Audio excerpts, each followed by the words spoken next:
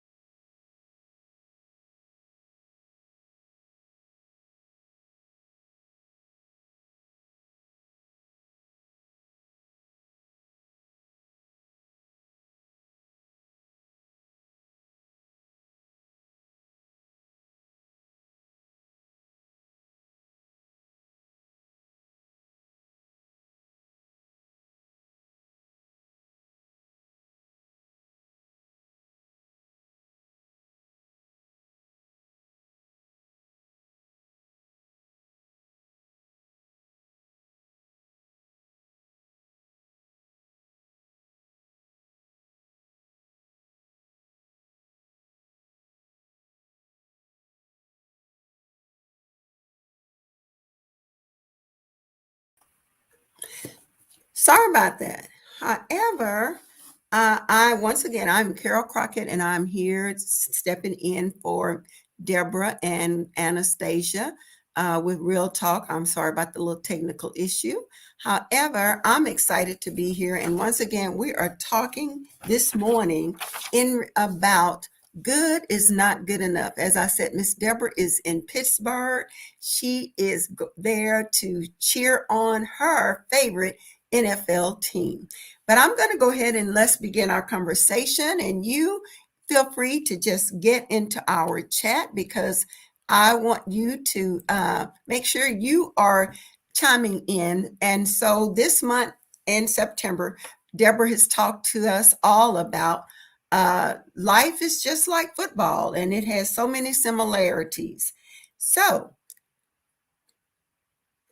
is good good enough? Good question. Is good good enough or not? Would you put something in the chat in regards to that? Is good good enough? So let's start, first of all, by defining what good is. According to the online dictionary, good means to be desired or to be approved or to be approved of. I'm sure that that is that's really substantial for many people.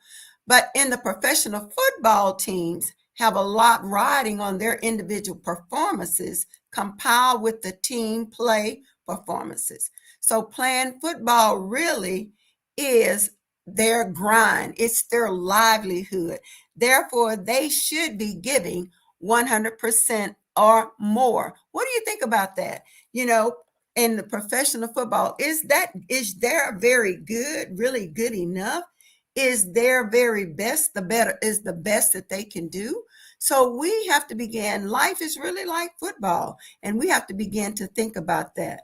And based on society norms, I believe young men should be motivated to surpass the standard and be the best of the best, not just good enough. And so when you think about the NFL teams, as you know, they don't just pick you because you're on the team. They don't just pick you because you played great little league or you were great in high school. I'm sure that has something to do with it, but you had to really always be at the top of your game. That's exactly what we want to think about in life. We want to always be operating at the top of our game in our life, be the best we can be for ourselves. So, in addition, I understand why the NFL teams, players, uh, well, let me just back up a little bit. A lot rides on those teams, with you being your very best in the NFL. You have to be your best because, number one, if you want to play, you really have to be at the top of your game.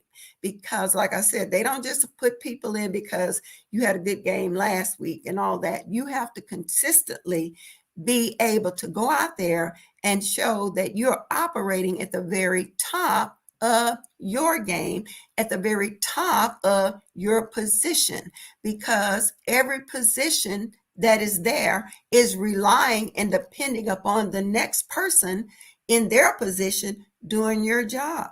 Now, I'm kind of partial to the Titans. My son played. Uh, just a minute. I see Miss Anastasia coming in. Good morning, Anastasia. Good Hey, morning, Miss you are. Carol. I'm so glad you made it. Good morning. Good morning. We got Anastasia in. Thank you, Anastasia. I was trying to make it happen, but anyway, I'm so happy that you're here. And I just kind of had gotten started. And as you see, this month, Miss Deborah's really been talking about that life is like football, right? And so she is away. I was sharing with the audience, she's away at her favorite football team game for tomorrow. She's in Pittsburgh and going to enjoy the Pittsburgh Steelers. And I was just sharing, I'm wearing my team, the Titans, because my son played years ago for the Titan. That was his team that he played for. And a long time ago, it was the Houston Oilers, and it moved to the Tennessee Titans. And so he's retired and coaching college football. But anyway, I'm glad you're here. And I just gave them a definition of what good means, and that's our topic today. Good is not good enough, right? And especially we're talking about the NFL, and I just shared a definition with them, and it says it means to be desired or to be approved of, or I'm sure that this is probably a substantial for many, but in the professional football teams have a lot riding on their individual performances compiled with the team play performance. Playing football is their work, it's their job, it's their livelihood, right? What do you think about that, Anastasia? It is entertainment for us, but Yes, it is a way of life for them. The reason that they are able to do the things that they do, which seems to be so superhuman sometimes, like when we get to see LeBron jump, where we get to see the ball being caught from all the way on the other side of the field and stuff. It is a way of life for them. When we yes, are just watching them for a few months out of the year, The Mhm. rest of that time, they are still training, they are still working. We don't get to see the behind the scenes stuff that they go Mhm. through. And Mhm. it's really, really important not to just rest on good when it comes Mhm. to these entertainment leagues. You cannot rest on good You because you're cannot. not going to get that franchise endorsement resting on good. You're not going to get those Mhm. endorsements and stuff Mhm. resting on good. You've got to be Mhm. great. You've got to stand out amongst everyone else.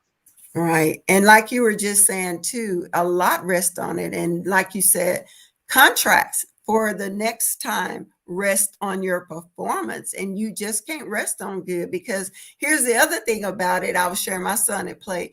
Every year they're drafting in new players and they draft them in at your position that you might be good enough at that time. But every year there's somebody coming in and then there's always that person that's at the top of their game because they have done the work in order to get there. But they can't just be satisfied. You're absolutely right. And you're right. It is so entertaining for us, but it is hard work. I mean, drooling practices. And my son had shared with me that every week you play someone new, and every week you get a binder about this thick. I don't know if you can see how my hands are, but it's a thick binder. So what you learned last week may not be everything you need to learn the next week for the new team because you got a new opponent. They've got different players and different schemes and all those kinds of things. So you really have to be able to be studious enough to even study that particular, your handbook or your book for that particular time. So it is, like you said, it's so much entertainment. You look and you think, how did they make that catch? How did they do that? Or my son had walked out the field with fingers all swollen and all those kind of things. And I'll be like, this is only your calling, son, not your mama's at all. But anyway, well, in addition to that, I understand why the NFL teams, players are penalized and sometimes fined with when they miss practices and they're late, they break curfew, or make personal fouls that could seriously injure other players. So, do you really think that having those kind of things, penalizing a player? What do you think about that? I believe that as long as it's done fairly, Okay. then I'm all for it. I'm all Mhm. with it. Because when you file somebody, you check somebody, you are potentially ending their career. This is Yes. their livelihood. And Mhm. so when it is that you're using your body as a weapon to cause harm to somebody else, I Right. believe that, yeah, you definitely should be penalized for that. Mhm. Um, when it is that they are missing curfews and missing practices and things like that, those type of things show your commitment to first your personal growth. You may Right. not see it so you may not see it so drastically just being your personal growth, but Mhm. it also affects the team It because does. when everybody else is putting in that work and you're just giving, half on the dollar, then Mhm. they always say that, the chain is only as strong as its weakest link. You are Mhm. becoming the weakest link. Absolutely. And so the endurance that you would have built and everything by being to practice and running those miles and all of that stuff, you didn't get it in. And so it can really, really affect you during game time. And so I think that the penalties there are also valid, Right. and the ones that they use for their character outside Mhm. of the league, Mhm. it's like I'm in education, and as much as we don't like it, we really, really don't like it. It seems as if teachers never have a day off. They never have time off. They're not supposed to be in the supermarket. They're not supposed to be anywhere else because the kids, when they see you outside of work clothes and off of campus, they're like, oh my God, what are you doing here? I left you at school. You were supposed to stay there. What are you doing here?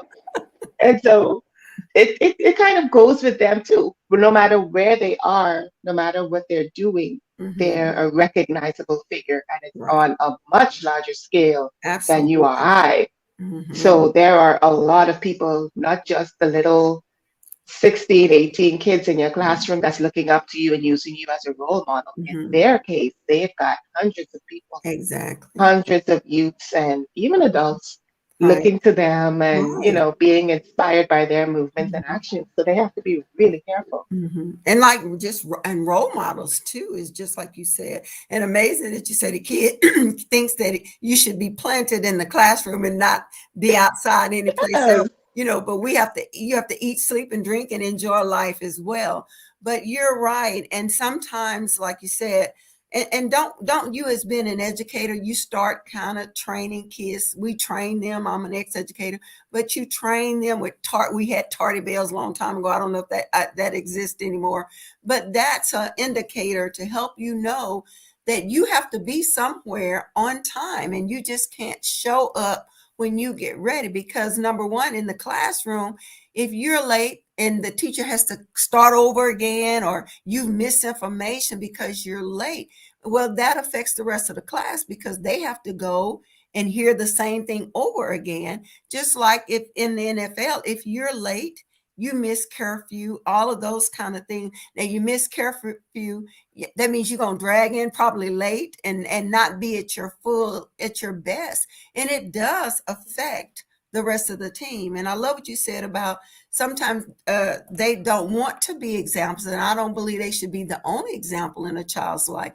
But you put yourself, and this is the career you've chosen, and you want to be in a place where if people are watching you, you want to be setting good examples, because kids are watching you and looking up to you. So, some of the things I asked my son, I said, well, what's the purpose of these penalties and things? And he said, in essence, because they don't set out to penalize you, but if something happens, it's there. Number one, if you did it one time, they don't want you to continue to do it. And so that is one of the reasons that it is there. But it's also, like you said, helping you shape your life and helping you shape your career. Because if you don't follow through, you can be the greatest player. Don't you think you could be the greatest player? But if you got penalties and you're always in trouble, and like you said, on and off the field, that's not helping the team. You think? No. And what I would add to that is a part of them, the organization, penalizing you would be because when you are traded out to another team Yeah. or anything else happens with you as an individual, Mm-hmm. you're still leaving behind the brand. You're still leaving the team name. Mm-hmm. That's what they have to consider. Because if, like in my case, I always tell the people that I work with, I always tell the staff that I work with that whenever it is that a parent has a complaint, it's very rare that they're going to call the teacher's name. When Oh, they're telling the story and they're spreading it around, they're going to use the school's name. wow. And So, especially with these social media things, oh yeah. like they will use the school's name generally. They will Mm-hmm. not usually put in the individual's name or what the individual did and leave it at that. No, Mm-hmm. they're going to say so and so from Mm-hmm. such and such a place. Right. So So you're when it is, you know, no, go ahead. Uh-huh. no, when it is that you are penalized or when it is that you are I don't want to say chastised, but Right. when it is that you have to be corrected for a behavior, you Mm-hmm. have to not only consider the effect that it has on you, you have to also consider the effect that it has on the organization and the brand Mm-hmm. and what is trying to be protected because you can walk away. You Mm-hmm. can retire, someone else can pick you up or whatever else, but the stigma that's attached to the Mm-hmm. brand Mm-hmm. that stays behind. hmm It's almost like you're tainting your reputation personally, but also it has another effect on the team as well. So, like you said, you're leaving your brand, and when, like you said, when they trade you, it's going to say, "Oh, they came from whatever team," and if you came from trouble, with the trouble being trouble there. people are going to think that's how you're going to be. So now you got to go back and fix a behavior that you could have resolved by just following along with what they were doing. But interesting, they every player, when they come into the NFL, they get a conduct rule book. They get a book. Mm-hmm. As we were reading, going through this, it says that the NFL Players Association and the team, the coaches or the team, or the NFL Association itself, they put these rules together. So it's almost like they come together and say, okay, this is one we're going to go with for this season. But we know that there are times when things change. And I'm like you, I sit on the sideline many times and said to the referee, that's not right. We're screaming. Mm-hmm. But Mm-hmm. Mm-hmm. that they're there to watch all of that down close, where we may not be, and sometimes we do get upset with the referees.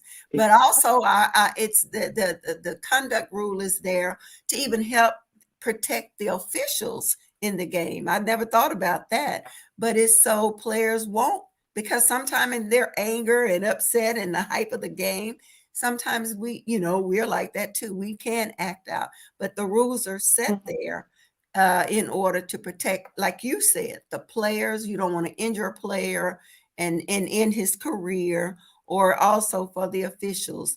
But also, and as far as it good not being good enough, contracts are on that. Coaches' livelihoods are on that, because if they don't win, they're gone too. So it's a lot of things. It's almost like a domino effect, and so that we have to be they have to be so careful with that. But I see that too as being just like life itself. And so when you think about the correlation between football and life, you can see that owners and coaches, we just kind of talked about that, owners and coaches expect players to be on their A game, right? Their A game. For example, if players don't practice, they will be out of shape. And that's true in life. If we don't practice things in life, what do you teach? You say you're an educator. What do you teach specifically? I I am not in the classroom daily. Okay. I am what is called a curriculum coordinator. So for Okay. the curriculum that we use, I make sure that the teachers that I work with in the preschool sections, that they have the supplies that they need, and that we're all on one accord and being as Mhm. effective as possible with the curriculum.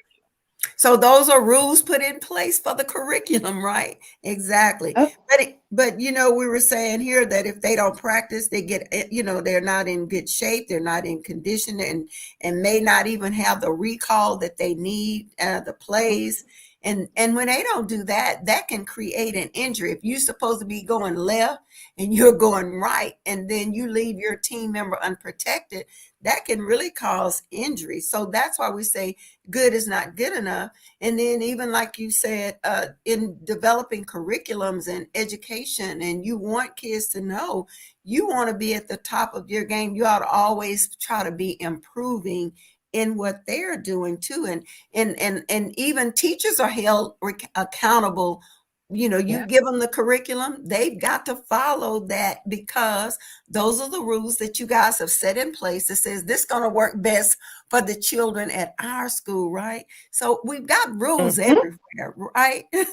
And if we Mm-hmm. don't We follow do. the rules, then we do have a tendency to cause others to be not at their very best. And so, good is not good enough in the NFL, and they must be outstanding.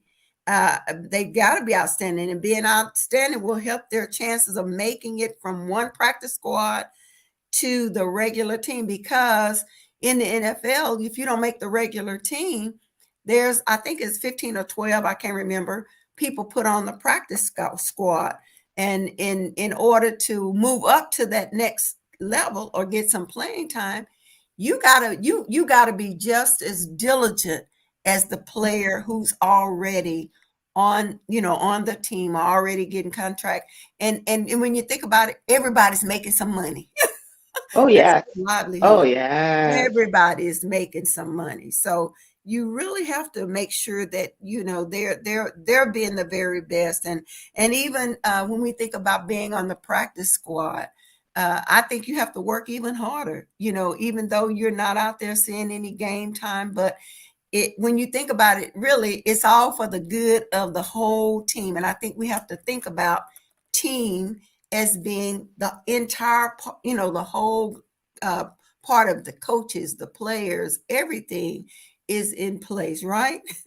Yep, and not just the coaches and the players, but when you're watching the matches, you also get to see a towel person. You get to see somebody that is just standing there squirting Gatorade.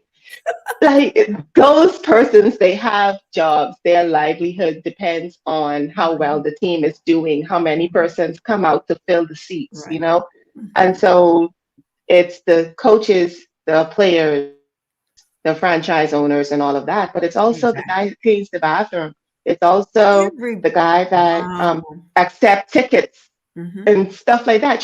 Their mhm, their pay may not be based on exactly how many people come out to watch. mhm, But I'm sure that with with the organization making more money and filling out the stadium and making a certain amount of money, mhm, mhm. it provides a job security for them. Great point. I love that because, like you said, sometimes we don't think about those people that's behind the scene, but you're absolutely right. The people in the concession stand, the people cleaning, and all of those people, livelihood depends upon the team showing up. Now, whether they win or Yep. lose, but and we felt the not having teams show up with this pandemic, and I'm sure that it really affected a lot of people. I see we have Angie on and Jocelyn. Good morning, ladies. We're so glad you could join Anastasia and I today. We're talking about life is like football. And we are here talking about good is not good enough. And so and Miss Deborah is away enjoying getting ready for the Pittsburgh Steelers game. But Yep. like you said, Anastasia, what is your perspective of NFL policies if players should strive to move beyond good? What is your thought on that? If they strive to move beyond good, and the perspective and the policy with the NFL, with them moving beyond and striving to move beyond just being good. And I think that goes back to that on the practice squad somewhat. I think it does. I would hope that they are encouraging them Mhm, as much as possible. But what I do believe that they would not want is for that overexertion. That's why, even though we watch them for a few weeks out of the year, they're training for another few weeks out of the year. mhm. They also have that off time too. Yes, they do. They really do have that off Mhm, time where it's like, okay, you know what? We're not going to do any workouts. We're going to give the muscles some time to heal. We're going to give mhm, mhm. your body a little recuperation time and things Right. like that. And so, in their pursuit of moving from good to great, Mhm, they should not put themselves in a position of injury or right. overexertion, Mhm, because mhm, if the body takes wear and tear. And mhm, so if you are just beating this thing down and just at every moment and every angle, you putting it through some sort of punishment, mhm, then the span of your career mhm, is not going to be what you would like for it to be. Yeah, you're going to make a good amount of money in mhm. a quick amount of time because Right, you're on top of the league and everybody's right. coming to watch you, and everybody is paying that pay-per-view price just to make sure they watch what you're going to do, and that's Exactly. great. Right. But you're not going to have the longevity that Mhm. someone the Manning guys, and Yeah. like even Rodriguez, Alex Rodriguez, and Mhm, like mhm. they have been in the league forever, Mhm, mhm, forever and ever and mhm. ever. The longevity that Michael Jordan had, the longevity that a lot of those other players had, you won't be able to Mhm, experience that mhm, because your body is going to be so done by the time of you've hit your eighth year. mhm. And Yeah. I'm So glad you brought that up about how important it is to take care of their bodies because they do have off-season times. And in that off season, like you said, it's a time for your body to heal and recuperate. And if you don't take advantage of making sure I always say you got to listen to your body, because your body tells the whole truth to you. And so you have to be able to take that time. That's why it's off season. So you don't train as vigorously as you would during season, but you have to keep some type of momentum going in Yeah. order to keep, like you said, because the weights and all that kind of stuff is just building your strength and building your body up. But you do have to take time and listen to your body and take that time. And I always say rest is so important, even for us.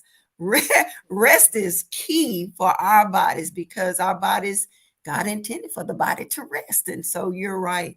And I do believe that you can't, if you're pushing yourself beyond where your body is, and I know you have to sometime if you're injured and those kind of things, but to just overexert yourself, and then you show up and all you're doing is kind of susceptible, you become more susceptible to injuries when you're out there going hard. So I believe that. I believe you have to really begin to listen to your body, because if you're like a Michael Jordan and Troy Aikman, and I know I'm naming some older ones, but Dak and all those people, Yeah. you have to keep your body in a place where you are healthy enough to go out there, because yes, they want to be able to pull people from the practice squad, but you've got the most reps, you've got the most opportunity to see all the situation, and they would much rather have you there than someone else. But if you're on that practice squad, I believe you got to be consistent. You got to practice like they're going to call your name today, and you have to be ready, because let's face it, it's a contact sport. Injuries do occur, and hey, and life does happen to all of us. And so you really have to be able, if you want to be good enough to move up, or even to be considered, and it may not be the team you're on the practice team for, but if that's your dream and your goal, you have to be consistently working and studying and doing what you need to do in order. I almost say you have to work at 110 if you want to go up to that next level, if you're on the practice squad, because you got to prove yourself that you're able to do that. Well, we're Mhm. going to move on a little bit, unless you had something else you were going to say. Go ahead. No, no, I'm good. I'm good. I'm good. Okay. Well, students need to learn early on the importance of reading. And I'm going to depend on you with that curriculum and educational stuff. Having good study habits, research requirements necessary to be prepared for their desired college major. I believe they have to start early to have an outstanding practice to build on for later in life. So, reading habits and good study habits are a requirement to be able to prepare for college and even the rest of their life. So, what's your thought on that, Anastasia? I believe that it starts early. Okay. If you can, if you can get a child as young as, well, our group starts reading at 4. And Okay. so if you can get a child at 4 to not only get through the phonetics of it, which would Mm-hmm. be the following of the rules and I before E and all of that type Mm-hmm. of thing. If you can get them beyond just the phonetics and get them into an actual like and love and passion for reading, Mm-hmm. and that's where reading comprehension comes in and Okay. listening comprehension comes in. Because when they get to read a story and understand and put themselves in the place of the author and start to get emotions from it, or if they can Mm-hmm. hear a story and in their head they're visualizing the setup and they're seeing the snowfall on the ground, even though we're in the Bahamas, we haven't done it. We don't do that over here. But if you can read a story to them and they are beginning to visualize the trees and the forest and the snow that's falling to the ground and all that stuff, you begin to have this love develop in them. Mm-hmm. And I believe that is where the joy comes in for reading. If you can start that from an early age and get them Mm-hmm. beyond just the actual practices of the theories of, and get them into a like and love for it, then Mhm. that's when they go way beyond anybody's imagination with it. Mhm. When they get into the high school years is when it becomes so difficult, Mhm. especially these days, especially now. Mhm. It becomes so difficult to get them to do research for a paper Mhm. because Google has all the information at hand. You can Yes. literally just type in the question and you're going to get the answer, and you don't have to, the way Uh-huh. that I did and me and my best friend had to do. We Mhm. would take the bus on Saturdays and we would go to the local library, and we had to photocopy the pages out of the Yeah. books and stuff like that, so that when we got home, we were able to still sit with it and have the information there. And then we had to pour through it in order to find what it is that we were looking for. Mhm. Today, that's not necessary. Yes. Absolute, that is archaic. It is out of the door. It's obsolete. And so, for them to still have a want and desire to read, even though information is so much shorter, Mhm. easier to reach, and things like Mhm. that, Mhm. that is becoming a lot more difficult, a lot more difficult. And Mhm. plagiarism and things like that has been Mhm. through the roof. And so, just that recreational reading, Mhm. if we can foster that early on, Mhm. then reading is not dead, and Mhm. everything doesn't have to be an audiobook. Oh, So you can still that flip some pages and you highlight can something. still flip You can some still do pages. that. That works. You can But still do that. I love what you just said. And even as you were describing how a book can, if they could just learn to put themselves in the story. And I love how you just kind of brought the fact that it's snow and you've never seen it in the Bahamas. But I was engaged in that because you made it alive. And that's what the reading does for our children. And I love, like you say, start them early because that gives them an opportunity to start embracing reading and being able, I always say, being able to put yourself in that particular picture or inside that story and could see yourself. I could see myself with some snow coming down in Texas, Oh but yeah.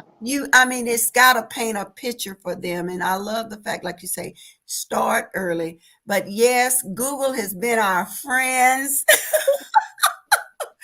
It puts everything right there for you. No more library visits and, like you say, paying for those photocopies and all of that. And so, yes, yeah, the audiobooks are wonderful, but I'm even terrible with the books on Kindle and stuff. I like, I need to flip some pages and highlight some Yeah. stuff and know what page I had it on. But we know it's a different generation, and whatever I guess it maybe takes to get them reading, I guess that's one of the things that we have to do, so because just like you were just explaining, that reading opens up so many different avenues. And even like you just explained, you might not have experienced the snow coming in the Bahamas like you would, but just a book that's sharing that information helps you visualize that and helps you even be able to see things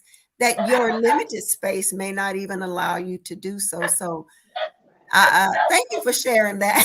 That was just really what reading is really all about. And you can see the significance of wanting kids to start very early on, you know. But any other tips as we kind of bring this to a little bit of a close that you would like to share in regards to life is like football or anything else you can share with our audience since you're the educator about, how to prepare our kids to even want to do more. And even those high schoolers who you say struggle with getting research papers out of them. You have anything? I'm sure we got some listeners on here with some teenagers or whatever that would want to have a tip from you. My tip would be to find their interest. Okay. It may not be what it is that you think they should be doing. It may Mm, not be what you want for them to be doing. Like my son, he is into gaming. He's into YouTubing.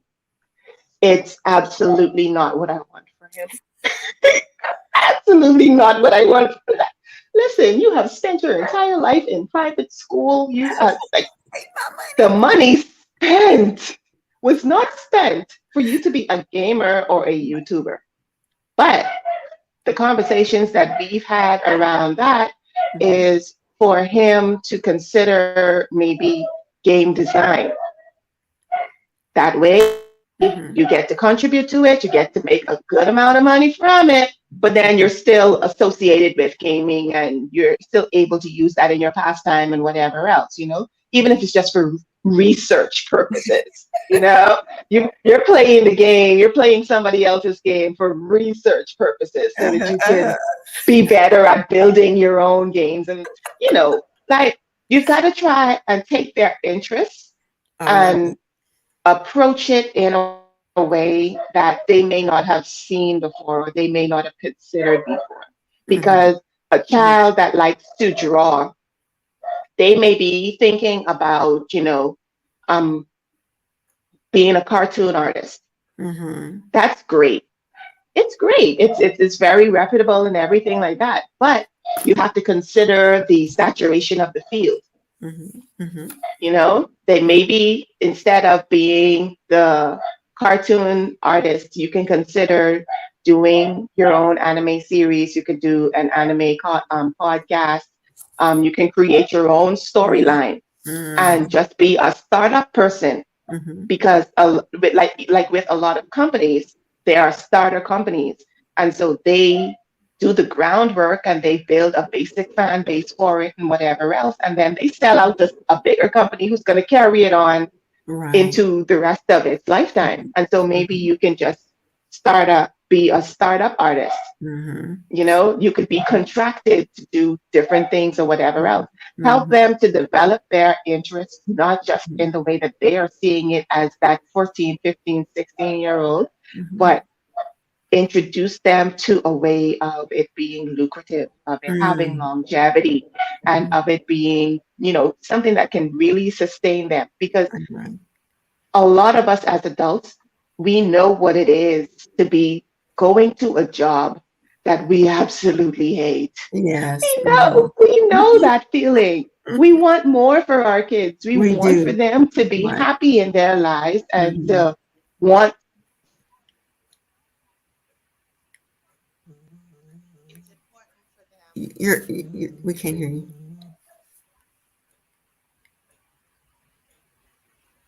Oh, oh my goodness. Okay. I don't know if that took Anastasia out, but she was saying we want more. Maybe she'll come pop back in. I think she took herself out. But anyway, ladies, and we appreciate you all coming in and listening to us. And remember, Miss Deborah was saying life is really like football, and it is.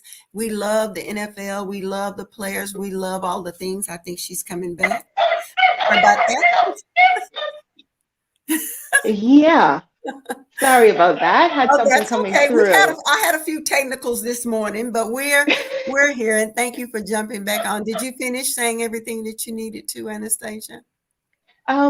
Basically, I was saying that, we just need to take their interest and make sure that we flip it and introduce it to them in a way that they can really prosper from it and not be one of those grumpy old men that's going to a job that they hate and they're praying for vacation time and looking forward to every holiday just because they don't want to be there. Let it be something that they're passionate about and that they have a true Absolutely. interest in so that they can Mhm, continue to be happy. That's what we mhm, want for them as their parents, as their mhm. mentors, their coaches, their influencers. We want for them to live a Right. life that's happy. We got Happy. to go Yeah. with what Coach Ricardo always says, Yeah. they got to Like build that life they don't need a no, you don't vacation need a from. vacation from. Yeah. We can take one because we want one, not because we got to have it. So you're Right. absolutely right. And thank you for those tips that will help our young men become the best that they can be. And it's little steps. We learn that little steps. And I just want to add life is like football. And if that's an interest that they want to relate to, and you just keep making the correlation that it is hard work, it is discipline, we see the entertainment and the fun in the game, but behind the scene, it's a lot of work.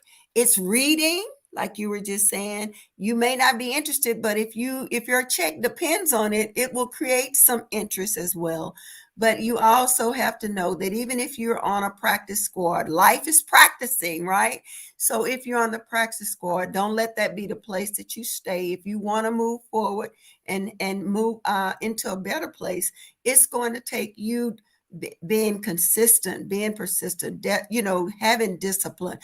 And Miss Deborah always say, you're going to have those ups and downs and those valleys and those lows, but you got to stay persistent and keep knowing what your goal is and what you want to accomplish, and keep working at that. And don't just be so quick to give up. But as an ex-football player's mother, I'll say this: you definitely have to understand football is a short time that you're going to be in it. Get an education. That was my pitch to him.